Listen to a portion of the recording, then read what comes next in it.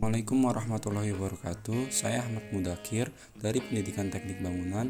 Kali ini saya akan menjelaskan terkait dengan jenis dan fungsi konstruksi pintu dan jendela. Pertama-tama, kita harus mengetahui tujuan pembelajaran dari mempelajari pintu dan jendela ini. Yang pertama yaitu siswa dapat menganalisis kelebihan dan kekurangan konstruksi pintu dan jendela pada bangunan. Yang kedua, siswa dapat memahami jenis-jenis konstruksi pintu dan jendela pada bangunan. Dan yang terakhir, siswa dapat menentukan jenis pintu dan jendela apa yang sesuai dengan keadaan, baik dari iklim, cuaca, kualitas, harga, dan bentuk bangunan. Kita harus mengetahui pengertian dari pintu dan jendela. Pintu dan jendela merupakan konstruksi yang dapat bergerak. Bergeraknya pintu atau jendela dipengaruhi oleh perletakan atau penempatan, efisiensi ruang, dan fungsinya. Dalam merencanakan pintu dan jendela, ada hal-hal yang harus dipertimbangkan, yaitu yang pertama matahari. Pintu dan jendela merupakan sumber pengurangan dan penambahan panas, sehingga jendela dapat diletakkan di sisi sebelah timur atau barat. Yang kedua, penerangan. Untuk menghasilkan penerangan alami dalam sebuah ruangan, dengan menempatkan jendela dekat sudut ruangan, maka dinding di dekatnya disinari cahaya yang akan memantulkan ke dalam ruangan. Yang ketiga yaitu pemandangan. Jendela sebaiknya ditempatkan untuk memberi bingkai pada pemandangan. Ketinggian ambang atas jendela sebaiknya tidak memotong pemandangan orang yang duduk ataupun berdiri di dalam ruangannya. Dan yang terakhir yaitu penampilan.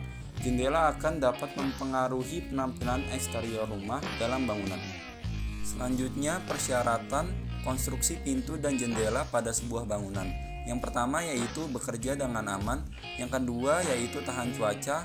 Untuk mendapatkan ketahanan terhadap cuaca, maka harus dipilih dari bahan yang baik, tidak mudah lapuk, tidak mudah mengalami kembang atau susut, muai, dan melengkung. Yang ketiga yaitu tidak ada celah atau cahaya yang tidak dikehendaki masuk, cuaca, suhu, ataupun udara yang masuk ke dalam ruangan. Yang keempat yaitu kuat. Dan yang terakhir, minimal ada 1 buah jendela dalam sebuah ruangan. Selanjutnya, fungsi pintu dan jendela dalam sebuah bangunan. Pertama, fungsi pintu itu dalam sebuah kegiatan atau komunikasi antar ruang, maka pintu sangat dibutuhkan. Demikian juga sarana lintas antara bagian dalam dan bagian luar bangunan. Yang kedua yaitu fungsi jendela. Fungsi jendela itu terdiri dari 3. Yang pertama, penerangan alami ruangan. Yang kedua, pengatur suhu ruangan, sirkulasi angin. Dan yang terakhir, melihat pemandangan atau situasi pada luar bangunan. Selanjutnya, jenis-jenis pintu dan jendela. Jenis pintu dilihat dari cara membukanya daun pintu.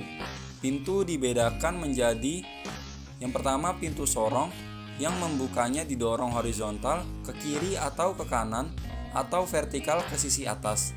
Daun-daun pintu ini ditempatkan pada belakang rangka atau pada alat atau rel. Bagian jendela dapat dibuka penuh. Yang kedua yaitu pintu lipat yang membukanya dengan cara didorong dan melipat di kanan atau di kiri. Daun-daun pintu diletakkan atau digantung pada alat atau rel. Bagian pintu dapat dibuka kurang lebih 90%. Yang ketiga yaitu pintu gulung yang membukanya dengan cara digulung di atas. Daun-daun pintu digulung pada alat, bagian pintu dapat dibuka penuh. Dan yang terakhir yaitu pintu sayap tunggal atau ganda. Daun pintu digantung pada sisi dalam atau luar rangka dengan alat atau engsel. Pintu ini dibedakan menjadi pintu kiri atau pintu kanan. Untuk mengetahui perbedaan ini dengan cara pada saat kita berdiri dan punggung menempel pada alat penggantung. Apabila bukaan daun pintu sesuai dengan gerakan membuka tangan kiri, maka pintu tersebut adalah pintu kiri. Demikian juga untuk pintu kanan. Yang kedua yaitu jenis jendela. Jendela dapat dibedakan menjadi 3 jenis. Yang pertama jendela gantung ganda, mempunyai daun-daun jendela yang didorong secara vertikal. Daun-daun jendela ini ditempatkan pada alur depan rangka atau pada alat atau rel.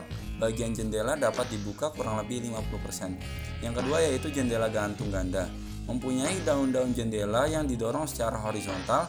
Daun-daun jendela ini ditempatkan pada alur depan, rangka, atau pada alat atau rel. Bagian jendela dapat dibuka kurang lebih 50%. Yang terakhir jendela sayap, mempunyai daun-daun jendela yang digantung pada ambang atas atau bawah atau pada tiang. Daun-daun jendela ini ditempatkan pada engsel depan atau belakang. Selanjutnya yang terakhir yaitu kusen pintu dan jendela.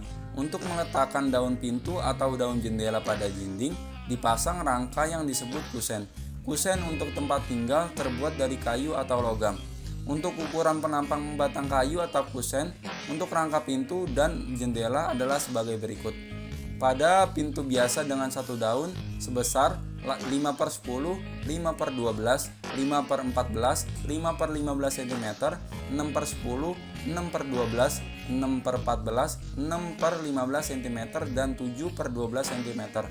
Lalu pada pintu rangkap dengan dua daun yaitu sebesar 8/10, 8/12, 8/14, dan 8/15 cm. Dan bagian-bagian kusen terdiri dari 7 bagian. Yang pertama tiang, yang kedua ambang, yang ketiga sponeng, yang keempat telinga, yang kelima alur kapur, yang keenam angkur, dan yang terakhir duk. Sekian presentasi dari saya, kurang lebihnya mohon maaf. Wassalamualaikum warahmatullahi wabarakatuh.